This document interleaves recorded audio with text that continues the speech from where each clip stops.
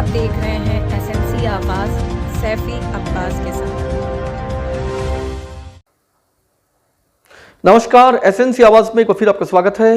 जिंदगी है तो ख्वाब हैं, ख्वाब है तो मंजिलें हैं, मंजिलें हैं तो फासले हैं, फासले हैं तो रास्ते हैं, रास्ते हैं तो मुश्किलें हैं और मुश्किलें हैं तो हौसला है, हौसला है तो विश्वास है कि फाइटर हमेशा जीतता है।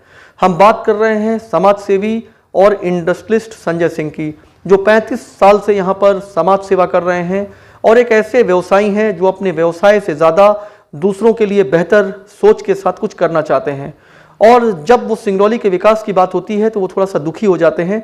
उनका ये कहना है कि 1985 से लगातार जो सिंगरौली में परिवर्तन उन्होंने देखा है, अगर आज की बात करें तो ये परिवर्तन काफ़ी धीमा दिखाई दे रहा है और इसकी वजह जनप्रतिनिधि हैं।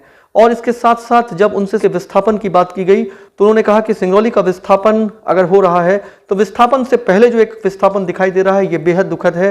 विकास कार्यों को रोक देना कहीं भी उचित नहीं है। ऐसे में जो सिंगरौली में लोग रह रहे हैं कहीं ना कहीं वो उदासीन हैं और निराश जैसे दिखाई दे रहे हैं।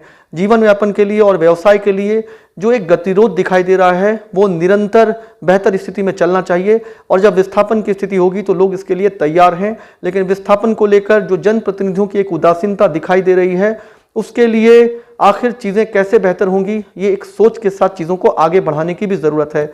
हमने उनसे रेड क्रॉस सोसाइटी की भी बात किया और जिसमें उनकी भूमिका काफ़ी अहम है। उन्होंने कहा रेड क्रॉस सोसाइटी भी काफ़ी कुछ बेहतर कर रही है, चाहे वो ब्लड डोनेट करने की बात हो या अब तो एक मील का पत्थर भी साबित हो रहा है, क्योंकि यहाँ पर प्लेटलेट्स चढ़ाने की व्यवस्था भी करा दी गई है जो काफ़ी दूर दूर तक नहीं था। और कई बार कोविड के पीरियड में और तमाम ऐसी स्थितियाँ आती हैं जब अचानक प्लेटलेट गिरने से मरीज गंभीर स्थिति में पहुंच जाता है, लेकिन अब उस प्लेटलेट्स को चढ़ाकर जान भी बचाई जा रही है। तो स्थितियां लगातार बेहतर हो, इसके लिए बातें चाहे जितनी भी हो रही हों, लेकिन जो जनप्रतिनिधि और जो जनता है उन्हें एक बेहतर सोच के साथ आगे आना होगा। और सिंगरौली के विकास के लिए ये ज़रूरी है कि सभी क्षेत्रों को समान दृष्टिकोण से देखने की ज़रूरत है। ऐसा नहीं है कि सिर्फ एक जगह पर ही सारी चीज़ें दिखाई दें, इससे कभी भी विकास नहीं हो सकता। असमानता चीज़ों को खराब करती है। इसके साथ साथ उन्होंने कहा कि डीएमएफ फंड, सिंगरौली के लोग जहां प्रदूषण का शिकार हो रहे हैं, बीमार हो रहे हैं, लगातार चीज़ें खराब हो रही हैं, ऐसे में जो डीएमएफ फंड है अगर उसे लखनऊ, भोपाल और दूसरी जगह डाइवर्ट किया जा रहा है तो ये भी बेहद दुखद है। और इसके लिए जो यहाँ के स्थानीय जनप्रतिनिधि या स्थानीय नेता हैं उन्हें आगे आकर इसे गंभीरता से देखने की ज़रूरत है, क्योंकि सिंगरौली का विकास इतना नहीं हो गया है कि इसका डीएमएफ फंड कहीं और लगाया जाए। जब यहाँ के लोग प्रदूषित हो रहे हैं और लगातार बीमारियों के चपेट में आ रहे हैं तो विकास की इस कुर्बानी में डीएमएफ फंड का इस तरह से बंदरबाट जैसा दिखाई दे रहा है तो बेहद दुखद है। हमारे साथ समाज सेवी इंडस्ट्रियलिस्ट संजय सिंह जी हैं। इतने साल में सिंगरौली में किस तरह का बदलाव दिखाई दे रहा है और सिंगरौली जो एक विकसित सा दिखाई दे रहा है, काफ़ी साल से यहाँ पर हैं, 35 साल का अरसा गुजर गया। तो आइए उनसे जानते हैं कि इतने साल में किस तरह का बदलाव उन्होंने सिंगरौली में देखा है। सिंगरौली में बदलाव, सबसे पहला तो बदलाव जरूर हुआ है, लेकिन बदलाव का जो मात्रा है, जिस क्वांटम में बदलाव होना चाहिए, अभी हम लोग काफ़ी पीछे हैं। जब 1986 में हमने ज्वाइन किया था, काम करना शुरू किया था 1986, जबकि यहाँ पे हम लोग की, हमारे परिवार की 4 पीढ़ियाँ गुजर चुकी हैं। इस सिंगरौली शहर को इनिशियली बसाया गया था वे बैक इन 1960s, 50-60 से हम लोग यहाँ पे हैं। 62 का फर्स्ट कॉन्ट्रैक्ट हम लोगों ने लिया था 1962, तो उस समय हम थे भी नहीं, पैदा भी नहीं हुए थे।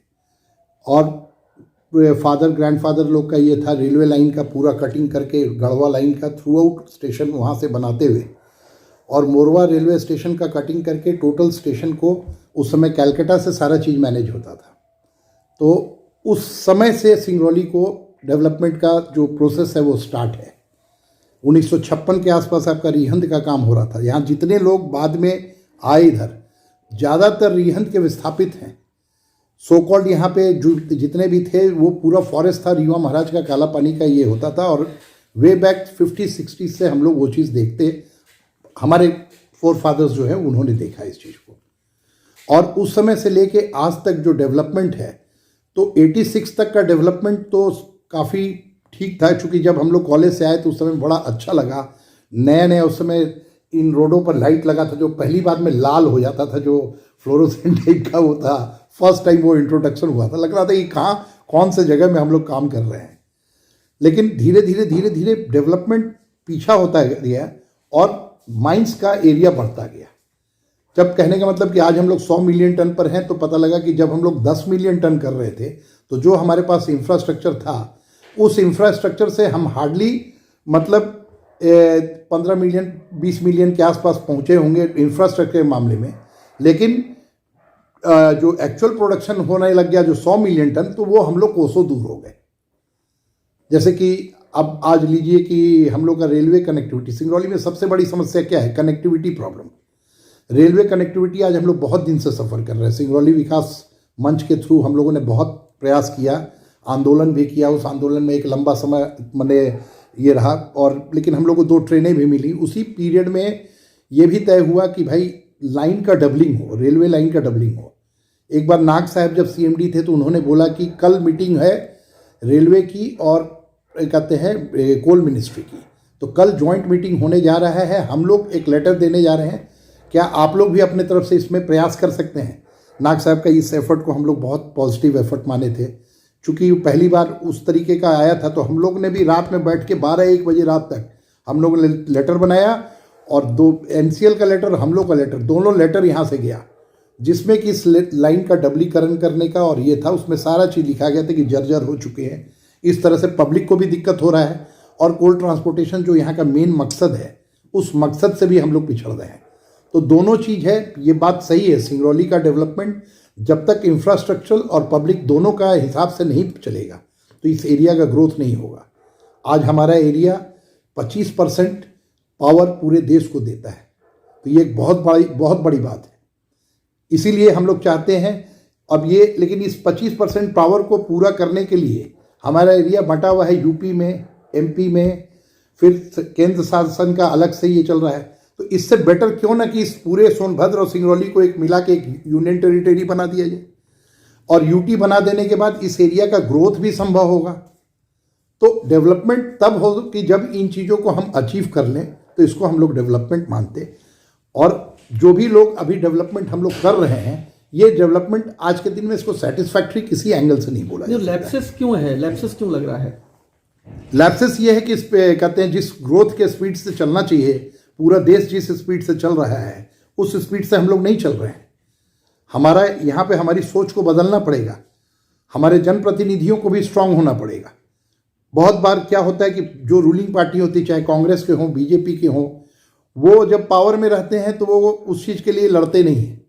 जब पावर के बाहर जाते हैं तो उस चीज़ के लिए लड़ते हैं, मतलब मुद्दा बना देते हैं, लेकिन ज़रूरत नहीं। हाँ, लेकिन पावर में रहने के बाद उसको मुद्दा नहीं बनाते हैं, पावर से हटने के बाद उसको मुद्दा बनाते मतलब वो राजनीतिक मुद्दा तो है। हाँ, लेकिन तो कारण इसका क्या है? जी, सबसे बड़ा बात है कारण इसका क्या कारण क्या है? ये मानसिकता सबके दिमाग में ये बैठा हुआ है कि अगर सही चीज़ के लिए यहाँ पर कोई विरोध करता है तो वो पार्टी लाइन के अगेंस्ट माना जाएगा। जबकि हमको ये लगता है कि ये थोड़ा सा सोच बदलने की आवश्यकता है। पार्टी भी अल्टीमेटली उसी कैंडिडेट को टिकट देती है जिसका जनता के बीच में एक प्रभाव होता है। सपोज कीजिए कि DMF का फंड है, आज DMF का फंड उठा के दे दिया गया कि भाई ये DMF का फंड अब मात्र 25%, यूपी से एरिया में तो शायद 5% मिल रहा है। लेकिन ये 25%, 5% क्या मिल रहा है? ये फंड क्या यहाँ पर यूटिलाइज हो रहा है? इसका सही तरीके से जानकारी लेने की आवश्यकता है। लेकिन ये फंड बना DMF किस लिए बना? डिस्ट्रिक्ट मॉनिटरिंग फंड, और वो जो कोल बेल्ट एरिया का है, जो माइनिंग एरिया का है, वहाँ के लिए था, इंडस्ट्रियल एरिया के लिए था।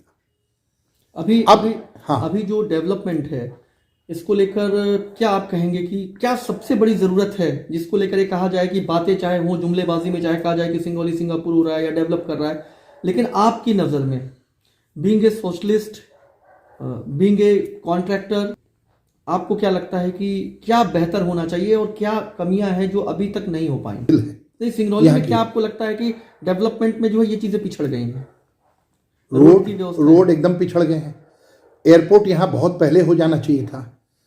रेलवे का अब आप सोच लीजिए, सिंगरौली का ललितपुर सिंगरौली मार्ग, ये लाइन का रेल लाइन आज कितना दिन से चल रहा है? मतलब ललितपुर सिंगरौली लाइन 10 साल का लगभग हो चुका। सीधी सिंगरौली रोड 10 साल लगभग हो चुका। मेढौली विस्थापन 10 साल पार करने को आज भी कंप्लीट नहीं हुआ है। तो यहाँ कोई भी चीज अगर हो जा रहा है तो वो लिंगर क्यों कर रहा है? सिंगरौली, जिसको अब मोरवा के नाम से जाना जाता है जब से जिला बन गया, ये धीरे धीरे विस्थापन से पहले एक बड़े विस्थापन से गुजर रहा है। आपने देखा रोड के नाम पर दुकानें और तमाम चीजें पूरी तरह से प्रभावित हैं और एक खाई जैसा दिखाई दे रहा है। एक ऐसी व्यवस्था जहां लोगों को लगता है कि विस्थापन हुआ भी नहीं है, लेकिन एक ऐसा विस्थापन जिसमें एक निराशा सी मोरवा में दिखाई दे रही है। आप बहुत साल से यहाँ रह रहे हैं, तो आपको क्या लगता है कि क्या एग्जैक्ट क्या होना चाहिए? देखिए, एग्जैक्ट ये होना चाहिए थी कि आज तक विस्थापन से कभी कोई समस्या आई नहीं थी। इस सिंगरौली एरिया में थ्रू आउट विस्थापन होता रहा, लेकिन अब विस्थापन में समस्याएं इसलिए आ रही हैं कि समय बदला लेकिन लोग नहीं बदले। जो मानसिकता से आज एनटीपीसी एनसीएल ये विस्थापन करते आ रही थी, उसी मानसिकता को अभी भी लॉर्डशिप वाला मानसिकता चल रहा है। कह रहे यार इतना कैसे दे देंगे। अब हम लोग ने मोरवा के स्थापन, मोरवा का बता रहा हूं, जैसे मेढौली में विस्थापन हुआ, मेढौली में विस्थापन हुआ तो 200 करोड़ का विस्थापन का फंड बना था। जब हम लोगों ने लड़ाई लड़ी तो वो 200 करोड़ बढ़ के 600 करोड़ हो गया। तो क्या कोई गलत पैसा दे दिया? नहीं, गलत पैसा नहीं दिया। वो 500 स्क्वायर मीटर का जो पैसा देना चाहिए था, जो रजिस्ट्री रेट से, जिस तरीके से फर्स्ट का जो आता है उस रेट से देना चाहिए था, उसको इन्होंने नहीं कंसिडर किया। और नहीं कंसिडर करने के कारण सभी लोगों का लगभग 20 से 22 लाख रुपया एक एक आदमी का कम बन रहा था।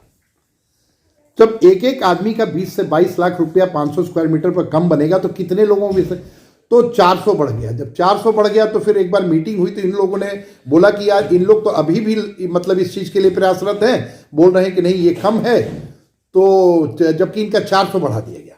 हम लोगों ने बोला भाई 400 बढ़ा दिया गया तो कोई बहुत बड़ी बात नहीं है, ये हक का पैसा था जो नहीं दिया जा रहा था, और वो आपको जब चिंता इसकी लग गई, जब बात समझ में आ गई तो आपने बढ़ाया। आज दूधी चुआ के लोग आज भी रो रहे हैं, उनको ये 500 स्क्वायर मीटर का नहीं दिया गया, जबकि जयंत और दूधी चुआ दोनों का एक ही साल का विस्थापन है, एक ही साल का नोटिफिकेशन है, सब कुछ एक साल हुआ।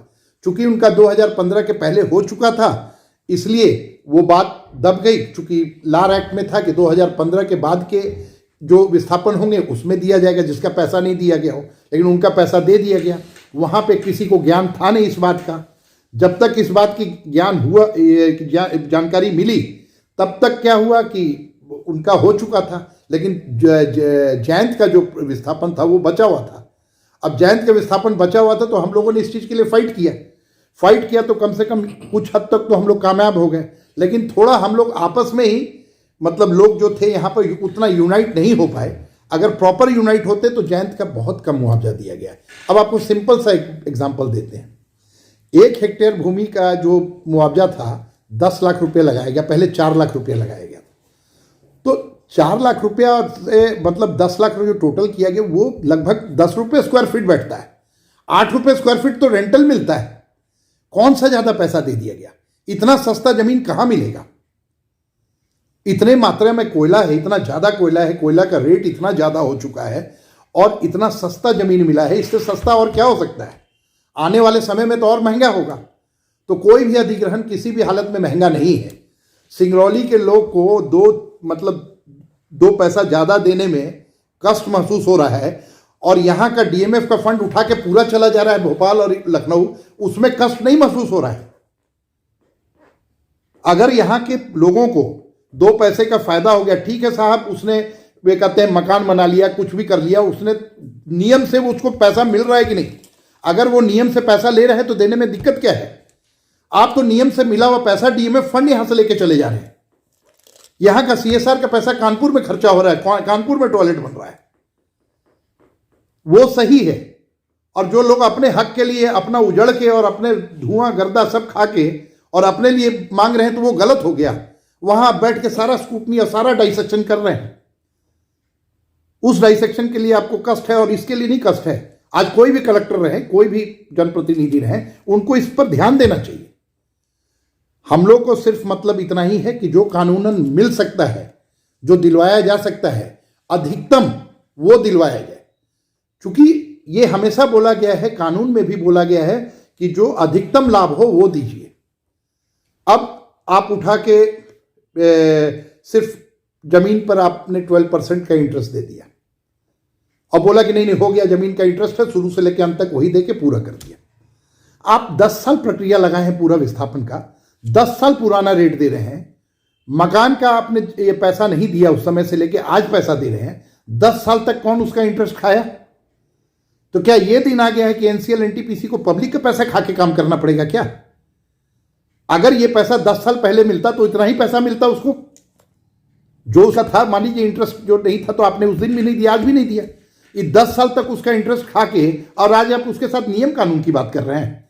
लेकिन एनसीएल और या एनटीपीसी, खासतौर से एनसीएल तो ये कहती है चीख चीख कर कि हम उनके हक का एक एक पैसा उनको दे रहे हैं। ये सिर्फ चीखते हैं, ट्रांसपेरेंसी बोलते हैं कि मैं बहुत ट्रांसपेरेंट हूं, और ट्रांसपेरेंसी इतना लैक करता है कि मत पूछिए। 1-2 लोग अपना बैठ के और सारा डिसीजन हो जाता है। अभी आपने जो बोला नेता का, नेता यहाँ कोई नहीं है, लेकिन हम चाहते हैं कि कम से कम लोगों का एक कॉम्बिनेशन हो, लोग अपना एक कमिटी बनाए, लोग अपना एक जो समझे, 10-15 लोग, 20 लोग, जो भी जितने लोग चाहें, जिसको लगता है कि हम समझ सकते हैं, वो लोग को एक साथ बैठना चाहिए। और इस मौके पर उन्होंने जो बातें बेबाक होकर रखी है, ये काबिल तारीफ है। तो आप खुश रहें, स्वस्थ रहें, और खबरों के लिए एसएमसी आवाज देखते रहें।